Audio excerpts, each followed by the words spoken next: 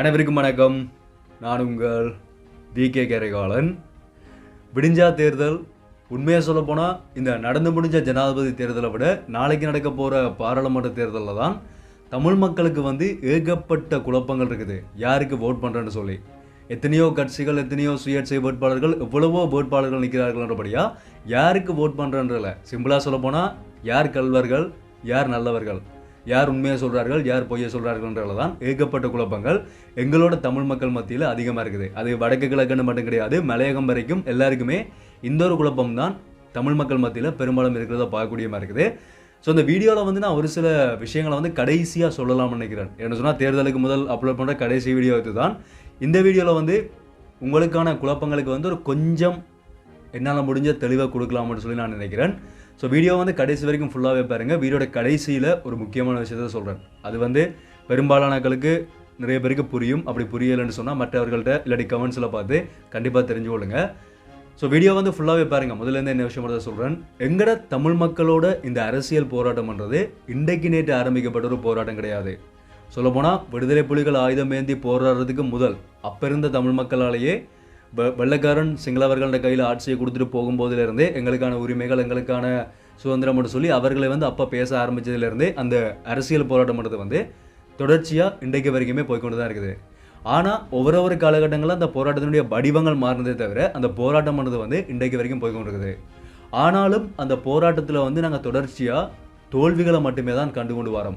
ஆயுத போராட்டத்திலையும் சரி, இல்லாட்டி அதுக்கு பிறகு இப்போ நடந்து கொண்டிருக்கிற அரசியல் போராட்டத்திலையும் சரி, தொடர்ச்சியான தோல்விகள். ஒரு நிரந்தரமான எங்களுக்கான தீர்வு கிடைச்சதான்னு சொல்லி கேட்டால் கண்டிப்பாக கிடையாது. அதுக்கு பிறகு இப்போ இருக்கிற காலகட்டத்தில் எங்களோட அரசியலில், தமிழ் அரசியலில் இருக்கக்கூடிய ஏகப்பட்ட குழப்பங்கள், தன்னாட்சி என்று சொல்லப்படுது, சுயநிர்ணயம் என்று சொல்லப்படுது, தமிழ் தேசியம் என்று சொல்லப்படுது, இல்லாட்டி 13ஆம் திருச்சட்டம் என்று சொல்லப்படுது. இதெல்லாமே என்னன்றது தெரியாத மக்கள் கூட எங்களுக்குள்ள அதிகமாக இருக்கிறார்கள். அதுக்கான சரியான ஒரு அர்த்தம் நான் உட்பட ஏன்னு சொன்னால் அதை பற்றி பேசக்கூடிய அரசியல்வாதிகள் மத்தியிலேயே அதுக்கான ஒரு தெளிவில்லாமல் இருக்கிறத பெரும்பாலும் பார்க்கக்கூடிய மாதிரி இருக்குது. அதனால இதெல்லாமே என்ன, முதல்ல எங்களோட அரசியல் கோரிக்கை தான் என்னன்றதை நிறைய பேர் மத்தியில் ஒரு கேள்வியாக இருக்கிறதையும் பார்க்கக்கூடிய மாதிரி இருக்குது. அடுத்த பக்கம் என்னென்னு சொன்னால் நாங்கள் வெளிப்படையாக சொல்லலாம், தமிழ் மக்களினுடைய வாக்குகள் உடைக்கப்பட்டுன்றது தான் ஒரு வெளிப்படையான ஒரு உண்மை. திட்டமிட்டு உடைக்கப்பட்டாச்சு. ஏன்னு சொன்னால் ஜோதிச்சு பாருங்க, ஒரு காலகட்டத்தில் ஒரு 2-3 கட்சிகளும் 2-3 சுயேட்சை வேட்பாளர்களும் மட்டுமே போட்டிட்ட இடத்துல இந்த முறை எத்தனை கட்சிகள், எத்தனை சுயேட்சை வேட்பாளர்கள், எல்லாருமே ஒரே கட்சிக்குள்ளே இருந்தவர்களான், ஒரே அந்த 2-3 கட்சியாக இருந்த கட்சிகள் தான் இப்போ உடைஞ்சு போய் வேறு கட்சிகளாகவும் வேறு சுயேட்சை குழுக்களாகவும் இந்த முறை போட்டிடுறார்கள். அதே மாதிரி சிங்கள கட்சிகளும் தமிழ் மக்கள் மத்தியில் வாக்கு கேட்குறதையும் பார்க்கக்கூடிய மாதிரி இருக்குது. ஸோ இப்படிப்பட்ட ஒரு குழப்பம் இருக்கிற சூழ்நிலையில் தமிழ் மக்கள் முதல்ல சரியான முறையில் தெளிவாக இருக்கணும்ன்றது தான் ஒரு பிரதானமான விடயம். எனக்கு நினைவு தெரிஞ்ச நாள்லேருந்து, நான் ஒரு 16 வயசுலேருந்து இந்த அரசியலை பற்றி படிக்க தெரிய ஆரம்பித்தேன்.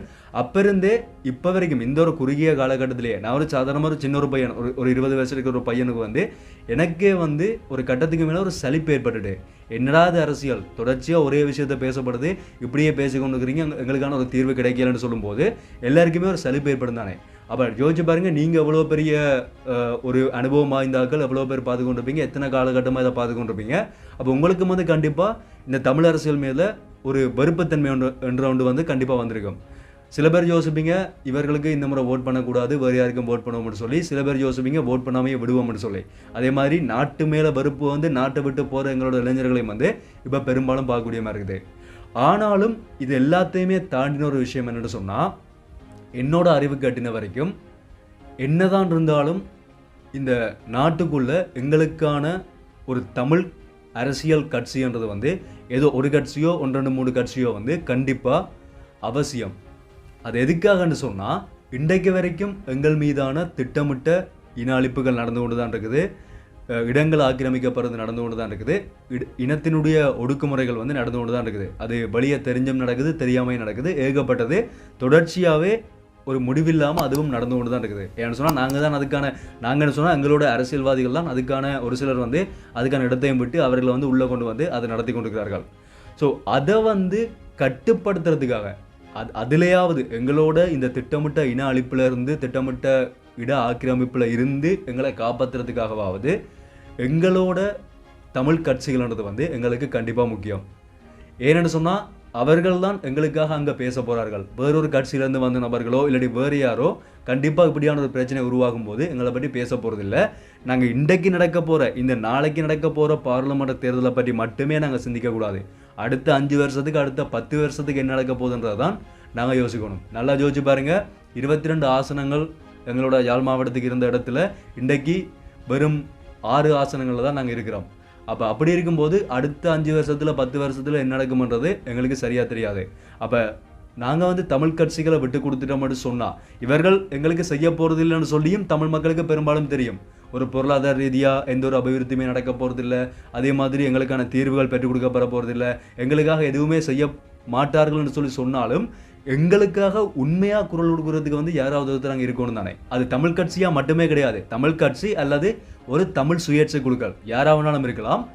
யாராவது தமிழர்களில் அந்த தனிப்பட்டு தமிழர்கள் மட்டுமே இருக்கக்கூடிய ஒருத்தர் இருக்கணுமன்றது தான் இவர் எங்களோட தமிழ் மக்களினுடைய ஒரு பெரும்பாலான ஒரு வெளிப்படையான எதிர்பார்ப்பாக இருக்கிறத பெரும்பாலும் பார்க்கக்கூடிய மாதிரி இருக்குது. இது என்னோட தனிப்பட்ட கருத்து கிடையாது. பெரும்பாலும் தமிழ் மக்கள் மத்தியில் பேசப்படுற விடயமாக இந்த விடயம் இருக்கிறத பெரும்பாலும் பார்க்கக்கூடிய மாதிரி இருக்குது. ஆனால் முடிவெடுக்க வேண்டியது நீங்கள். ஒவ்வொருத்தரோட தனிப்பட்ட அடிப்படை ஜனநாயக உரிமை தான் உங்களுக்கான வாக்களிக்கிற உரிமைன்றது நீங்கள் தான் முடிவு பண்ணணும். ஆனால் பெரும்பாலும் இருக்கக்கூடிய அந்த எதிர்பார்ப்பை தான் இப்போ நான் சொல்லிக் கொண்டுக்கிறேன். மற்றது நீங்கள் யாராவது ஒருத்தர் சொல்கிறாருன்றதுக்காக இப்போ இந்த ஒரு நபர் சொன்னார் இவர் இவருக்கு ஓட் பண்ணலாம்னு சொன்னார், இவர் இவருக்கு ஓட் பண்ணலாம்னு சொல்லியெல்லாம் யாருக்குமே ஓட் பண்ணாதீங்க. நீங்களாக சிந்திச்சு ஓட் பண்ணுங்கள். அந்த பொதுவான விடயங்களை தான் இப்போ நான் உங்களுக்கு நான் சொல்லிக் கொண்டுக்கிறேன். ஸோ இப்படி இருக்கிற நேரத்தில் இறுதி முடிவாக நான் சொல்லக்கூடிய ஒரு விஷயம் என்னென்னு சொன்னால், தமிழ் மக்களினுடைய வாக்குகள் தமிழ் மக்களினுடைய கட்சிகளுக்கோ இல்லாட்டி தமிழ் மக்களினுடைய சுயேட்சை குழுக்கோ போகிறது தான் சரியாக இருக்குமன்றது என்னோட ஒரு எதிர்பார்ப்பு. ஏன்னு சொன்னால் நாங்கள் மறுபடியும் சொல்கிறேன், இன்றைக்கு நிலைமை மட்டும் யோசிக்கக்கூடாது. அடுத்த 5-10 வருஷத்தில் என்ன நடக்கும்ன்றதையும் கண்டிப்பாக நாங்கள் சிந்தித்து வாக்களிக்க வேண்டிய ஒரு கட்டாயத்தில் இருக்கிறோம். சிம்பிளாக சொல்லப்போனால் எங்களோட வீட்டுக்குள்ளே எலித்தொல்லை தாங்க முடியலைன்னு சொல்லி நல்ல பாம்பை கொண்டு வந்து வீட்டுக்குள்ளே விட்டோம்னு சொன்னால் அதுக்கு பிறகு நாங்கள் எல்லாருமே மூட்டை முடிச்ச காட்டிக்கொண்டு வீட்டை விட்டு வெளியே போக வேண்டிய ஒரு சூழ்நிலை உருவாகும். அதுதான் ஒரு சிம்பிளாக சொல்லக்கூடிய ஒரு விஷயம். ஸோ சிந்திச்சு வாக்களிங்க. நான் என்னோட அனுபவத்துக்கு எட்டின வரைக்கும், நான் இதை பற்றி படித்த வரைக்கும், என்னோட அனுபவம் சொன்னால் நான் அவ்வளோ பெரிய அனுபவசாலியெல்லாம் கிடையாது, சாதாரணமான ஒரு சின்ன பையன். ஸோ என்னோட நான் இந்த அரசியல் பற்றி தெரிஞ்சு கொண்டது வரைக்கும் நான் உங்களுக்கு சொல்லியிருக்கிறேன். ஸோ இதிலேருந்து ஒரு சின்ன ஒரு தெளிவு உங்களுக்கு கிடைக்கும்ன்ற ஒரு நம்பிக்கையில் தான் இந்த வீடியோ நான் அப்லோட் பண்ணுறேன். ஏன்னு சொன்னால் எங்களால் முடிஞ்ச ஒரு உங்களுக்கான ஒரு விடயத்தை சொல்லணுன்றதுக்காக மட்டும்தான் நான் அந்த வீடியோ கிரியேட் பண்ணினதை தவிர மற்றபடி நான் இவருக்கு சப்போர்ட் பண்ணுறேன், இவருக்கு தான் நீங்கள் பார்க்கலீங்கன்னு சொல்லி நான் கடைசி வரைக்கும் சொல்லலை. அது உங்களோட முடிவு. நீங்கள் இதை கேட்டுட்டு உங்களுக்கு ஒரு தெளிவு இருந்தானே அந்த தெளிவை வச்சுக்கொண்டு நீங்கள் முடிவு பண்ணுங்கள் யாருக்கு வாக்களிக்கணும்னு சொல்லி. ஸோ சிந்திச்சு வாக்களிங்க. உங்களோட அந்த ஜனநாயக கடமையை நிறைவேற்றுறதுக்கு யாருமே தவறிடாதீங்க. கட்டாயமாக வாக்களிங்க. என்ன நடந்தாலும் கண்டிப்பாக வாக்களிக்கணும்ன்றது ஒரு முக்கியமான விஷயம். யாருமே வாக்களிக்காமல் இருக்காதீங்க. உங்களுக்கு விருப்பமான நீங்கள் எதிர்பார்க்குற கட்சிக்கு இல்லாட்டி சுயேட்சை குழுக்கு கண்டிப்பாக வாக்களிங்க. இதை பற்றி நீங்கள் என்ன நினைக்கிறீங்கிறத தாராளமாக கீழே கமெண்ட்டில் சொல்லலாம். அதே மாதிரி உங்களோட கருத்துக்கள் தனிப்பட்ட கருத்துக்கள் இருந்தாலும் அதை நீங்கள் கீழே கமெண்ட்டில் சொல்லலாம். அதை வாசித்து நானும் தெரிஞ்சு கொள்வேன், மற்றவர்களும் தெரிஞ்சு கொள்வார்கள். பார்க்கலாம் என்ன நடக்குதுன்னு சொல்லி. நாளைக்கு தேர்தல் முடிவுகள் வரும்போது அதை பற்றின வீடியோஸ் அடுத்தடுத்து நான் அப்லோட் பண்ணுவேன். அது வரைக்கும் வெயிட் பண்ணி கொண்டுருங்க. ஸோ யாருமே சப்ஸ்கிரைப் பண்ணாமல் இருந்தீங்கன்னு சொன்னால் சப்ஸ்கிரைப் பண்ணி வச்சுக்கொடுங்க. அப்போ நான் அப்லோட் பண்ணும்போது வீடியோ உடனடியாக உங்களுக்கு அந்த முடிவுகளையும் பார்க்கக்கூடிய மாதிரி இருக்கும். ஸோ மீண்டும் ஒரு வீடியோவில் சந்திப்போம். நன்றி.